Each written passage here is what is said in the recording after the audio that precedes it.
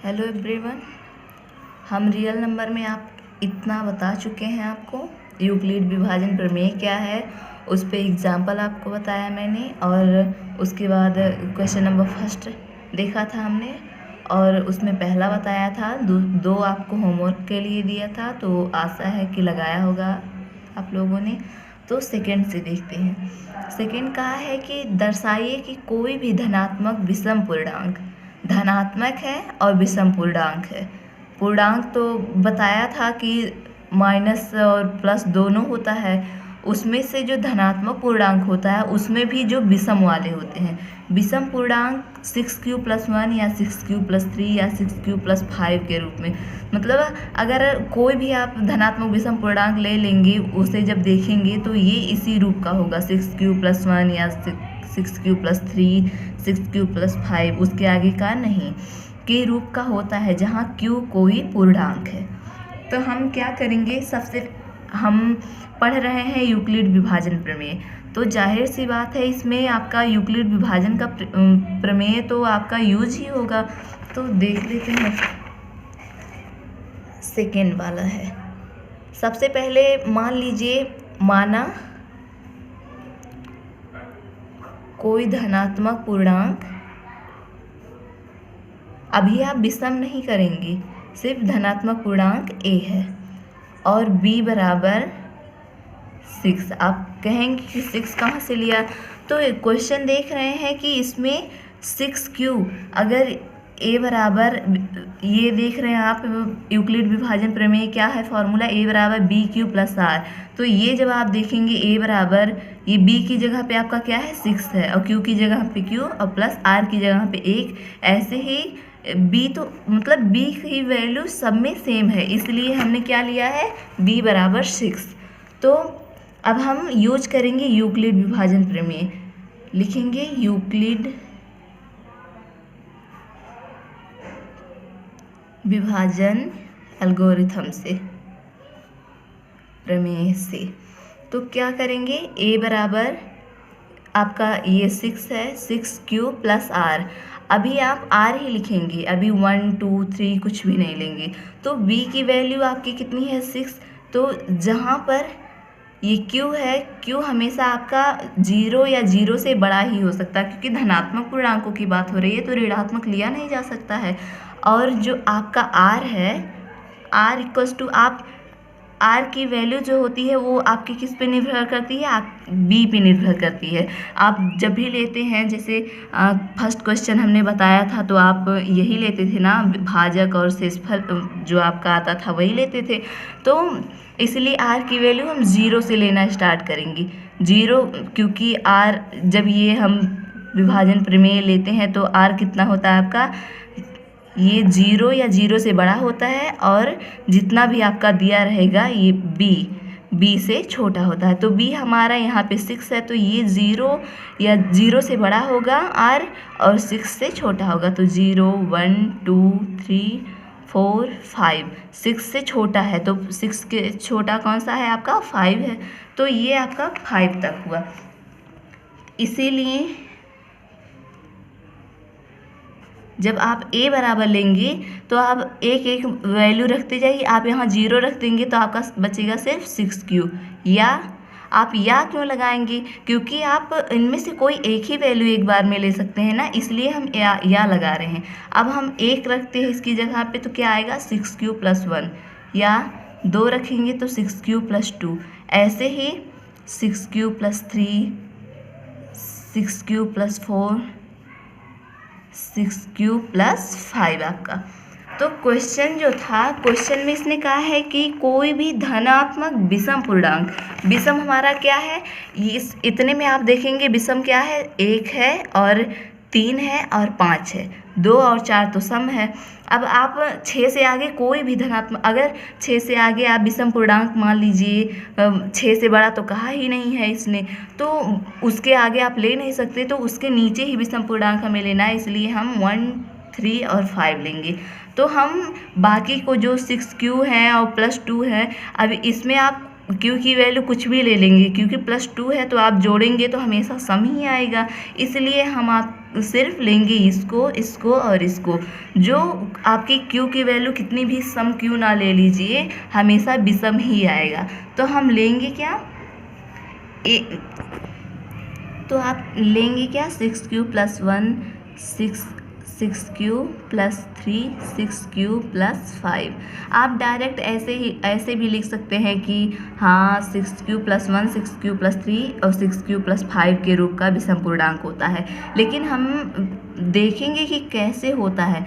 अब हम इसकी जगह पे क्या लिख सकते हैं, 2 × कितना लिख सकते हैं, 3q + 1 लिख सकते हैं। फिर क्या कीजिए, 2 × अब इतने को आप लेना है तो 3q प्लस अगर हम 1 लिख दें +1, तो जब देखिए गुणा करेंगे तो 2 × 3 = 6q, गुणा करेंगे तो 2 × 3 = 6q + 2 + 1, तो आपका यही तो आएगा +3। इस टाइप का हमने लिख दिया। अब इसको आप क्या लिख सकते हैं, 3q + 2 + 1, गुणा करेंगे फिर से क्या आएगा, 6q + 4 + 1, तो 6q + 5। यानी हम इसे इस तरह से लिख दिए हैं, लेकिन इसके मान में कोई चेंज नहीं हो रहा है। अब आप मान लीजिए कि ये जो आपने 3q और ये 3q + 1 3q + 2 लिया है, इस पहले हम इसको मान लेते हैं 2k1 मान लेते हैं, +1 हो जाएगा। और इसको हम k2 मान लेते हैं, k2 + 1 हो जाएगा, 2k3 + 1 हो जाएगा। आप देख रहे हैं अगर हमने इसको k1 k2 k3 मान लिया तो सब में +1 है। अगर कोई भी सम संख्या या विषम, आप कोई भी संख्या लेंगे, अगर उसमें +1 जो कि विषम है, अगर विषम जोड़ देंगे तब तो भी आपका विषम ही आएगा। और यहाँ पे आप लिख देंगे जहाँ k1 k2 एंड k3 पूर्णांक हैं। अब मान लीजिए कि हम k1 और k2 k3 की जगह पे यम ही लिखते, तो ये जो आपका क्वेश्चन पूछा था, यम की बजाय अगर हम q ही मान लीजिए q ही लेते तो 6q + 1 6q + 1 6q + 1 यही तो होता। मतलब आप +1 कर दे रहे हैं, इससे ये पता चल जा रहा है कि ये जो वैल्यू आपकी है ये हमेशा धनात्मक विषम पूर्णांक में ही लिखी जा सकती है। तो इसे आप लिखेंगे कि ये जो है हमने जो माना है 6q + 1 और ये 6q + 3 6q + 5, ये हमेशा धनात्मक विषम पूर्णांक होंगे क्योंकि ये 2 से विभाजित नहीं होंगे। तो आप लिखेंगे कि 6q + 1 6q + 3 6q + 5 एक धनात्मक विषम पूर्णांक है, धनात्मक विषम पूर्णांक हैं, क्योंकि ये लिखिएगा, इन्हें ये 2 से विभाजित नहीं हो सकते हैं। तो अब जो आपका क्वेश्चन पूछा था कि दर्शाइए कि कोई भी धनात्मक विषम पूर्णांक इतना या इतना के रूप के होता है जहाँ q कोई पूर्णांक है।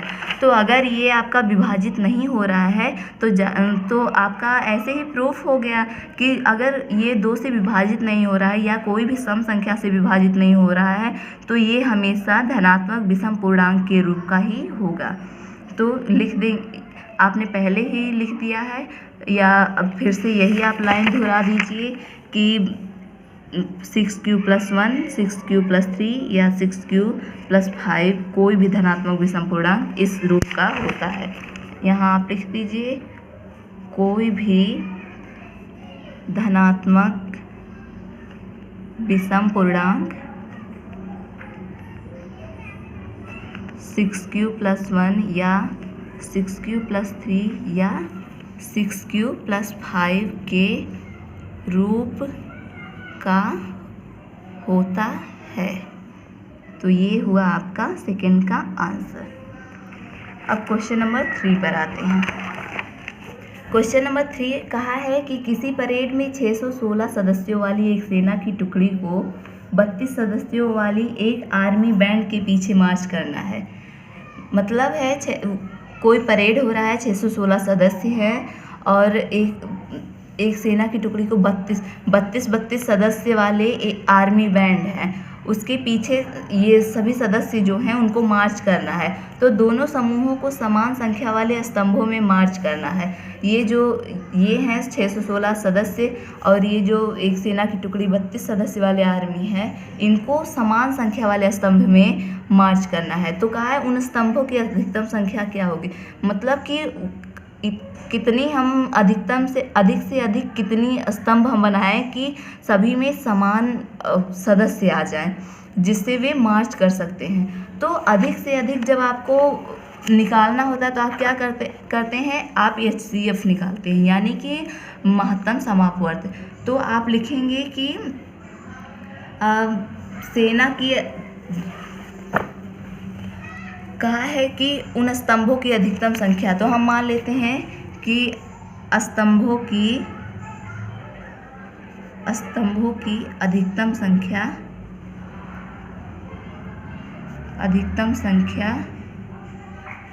HCF 616 का और 32 का HCF से निकाल सकते हैं। आप ऐसे लिखेंगे, निकाल सकते हैं।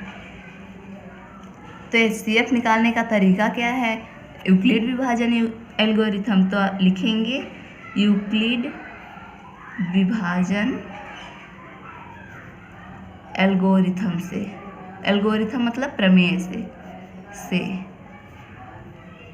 तो ये क्या होगा, 616 हुआ और ये 32 हुआ। तो हमने आपको बताया था कि जो बड़ा वाला रहेगा उसे आप A लेंगे और जो छोटा वाला रहेगा वो B। तो 616 बराबर क्या होगा, B 32 है। अब इसमें आप ऐसा क्या करें, प्रोसेस आप तब तक करेंगे जब तक कि आपका जो है शेषफल 0 नहीं है, यानी R की वैल्यू 0 नहीं हो जाती। तो अब आप यहाँ पे गुणा करेंगे। अगर आप 32 है, अगर 7 बार ले जाते हैं, 7 दूनी 14, 7 त्रिक 21, 1 22, बहुत कम है। तो फिर से आप क्या करेंगे, 32